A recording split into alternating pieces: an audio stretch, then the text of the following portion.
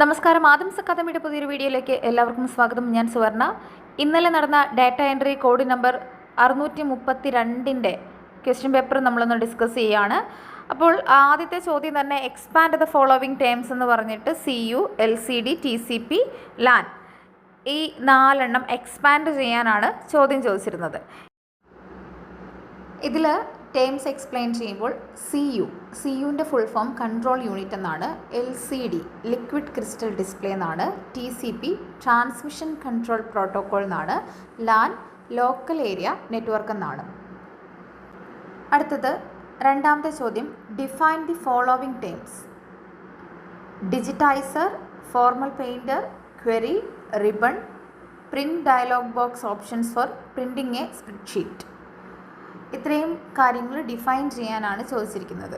ആദ്യം നമുക്ക് ഡിജിറ്റൈസർ എന്താണെന്ന് നോക്കാം. Digitizer is an input device that converts analog data, hand written data or pictures into digital form. For example graphic tablet, scanner. അപ്പോൾ digitizer എന്താണ്? Digitizer ഒരു input device ആണ്. അത് analog ഡാറ്റയെ ഡിജിറ്റൽ ഫോമിലേക്ക് മാറ്റുന്നതാണ്. അതായത് ഹാൻഡ് റിട്ടൺ ആയിട്ടുള്ള ടെക്സ്റ്റ്, പിക്ചറുകൾ, ഇതൊക്കെ ഡിജിറ്റൽ ഫോമിലേക്ക് മാറ്റുന്നതാണ് ഡിജിറ്റൈസർ. ഇനി ഫോർമാറ്റ് പെയിൻറ്റർ എന്താണെന്ന് നോക്കാം. Format painter is a tool used in MS Office to copy formatting font size, colour, style from one object or text and apply to another. അപ്പോൾ ഫോർമാറ്റ് പെയിൻറ്റർ എന്ന് പറയുന്നത് MS Officeലെ ഒരു ടൂളാണ്. അതെന്തിനു വേണ്ടിയിട്ട് ഉപയോഗിക്കുന്നതാണ്? ടു കോപ്പി ഫോർമാറ്റിംഗ്, അതായത് ഫോണ്ട് സൈസ്, കളറ്, സ്റ്റൈല്, ഇതൊക്കെ കോപ്പി ഫോർമാറ്റിംഗ് ചെയ്യുന്നതിന് വേണ്ടിയിട്ട് ഉപയോഗിക്കുന്നതാണ്.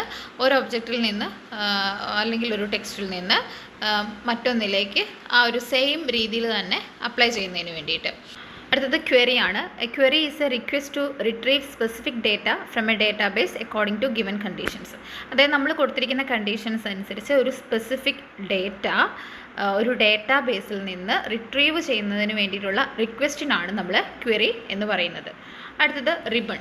Ribbon is the graphical strip at the top of MS Office applications that contains tabs, groups and command icons.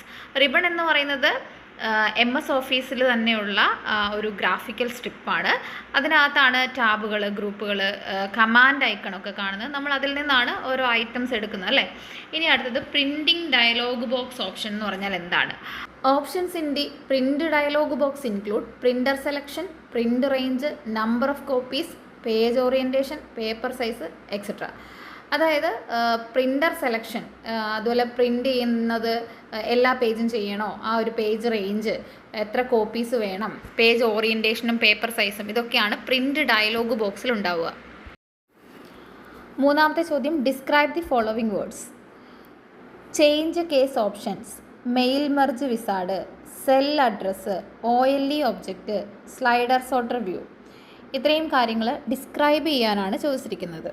Okay, അതിൽ ചേഞ്ച് കേസ് ഓപ്ഷൻസ് എന്ന് പറഞ്ഞാൽ used to change the capitalisation style of text. For example upper case, lower case, sentence case, toggle case. അതായത് നമ്മൾ ഒരു text എഴുതുമ്പോൾ അതിൻ്റെ capitalisation change ചെയ്യാനുള്ളതാണ് change case option എന്ന് പറയുന്നത്. അതായത് അപ്പർ കേസിൽ എഴുതണോ, ലോവർ കേസിൽ വേണോ, സെൻറ്റൻസ് കേസിൽ വേണോ എന്നുള്ളത്. ഇനി അടുത്തത് മെയിൽ മെർജ് വിസാർഡാണ്. A feature of MS Word used to send the same document to many recipients by automatically inserting different names, addresses, extra. അതായത് മെയിൽ മെർജ് വിസാർഡ് എന്ന് പറയുമ്പോൾ അത് MS Wordലെ ഒരു ഫീച്ചറാണ്.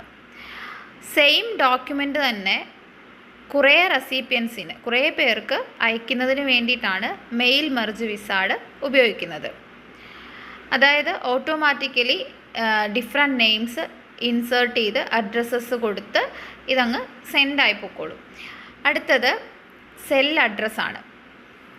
സെൽ അഡ്രസ്സ് എന്ന് പറയുമ്പോൾ the unique location of A cell in A spreadsheet return using column letter plus row number. Cell address എന്ന് പറയുന്നത് ഒരു സെല്ലിലെ യുണീക്ക് ലൊക്കേഷനാണ്. ഒരു സ്പ്രെഡ്ഷീറ്റിനകത്താണിത് കാണുക.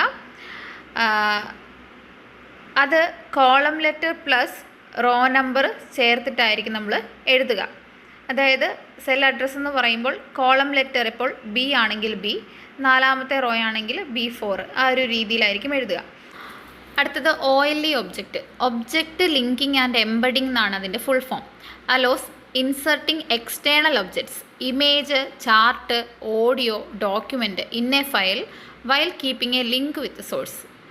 അതായത് ഏത് സോഴ്സാണോ അതിൻ്റെ ഒരു ലിങ്കും കൂടെ കീപ്പ് ചെയ്തുകൊണ്ട് ഒരു ഫയലിലേക്ക് ഇമേജോ ചാർട്ടോ ഓഡിയോയോ ഡോക്യുമെൻറ്റോ പോലെയുള്ള എക്സ്റ്റേണൽ ഒബ്ജക്റ്റുകൾ ഇൻസേർട്ട് ചെയ്യുന്നതിന് അലോ ചെയ്യുന്നതാണ് ഒബ്ജക്റ്റ് ലിങ്കിങ് ആൻഡ് എംബഡിങ് എന്ന് പറയുന്നത്. അടുത്തത് സ്ലൈഡർ സോർട്ടർ വ്യൂ. പവർ പോയിൻറ്റിലുള്ളതാണ്, നിങ്ങൾക്ക് അറിയാവുന്നതാണ്.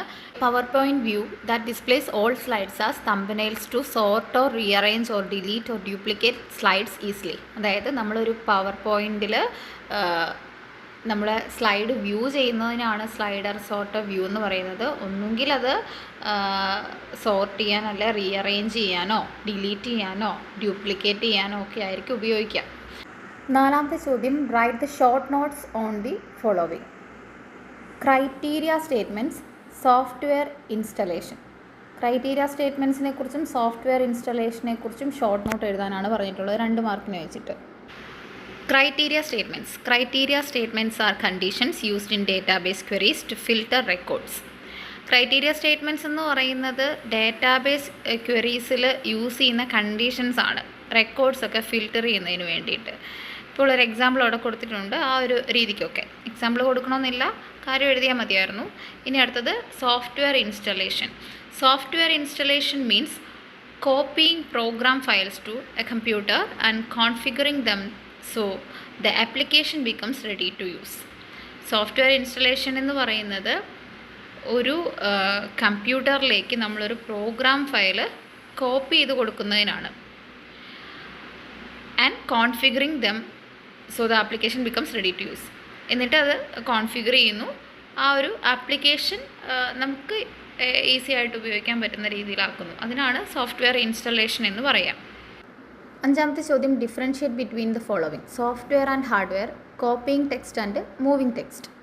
സോഫ്റ്റ്വെയറും ഹാർഡ്വെയറും തമ്മിലുള്ള ഡിഫറൻസ് നോക്കാം. സോഫ്റ്റ്വെയർ എന്ന് പറയുന്നത് programs that run a computer, ഒരു കമ്പ്യൂട്ടർ റൺ ചെയ്യുന്നതിനുള്ള പ്രോഗ്രാംസ് ആണ്. ഹാർഡ്വെയർ എന്ന് പറയുന്നത് കമ്പ്യൂട്ടറിൻ്റെ ഫിസിക്കൽ പാർട്സ് ആണ്.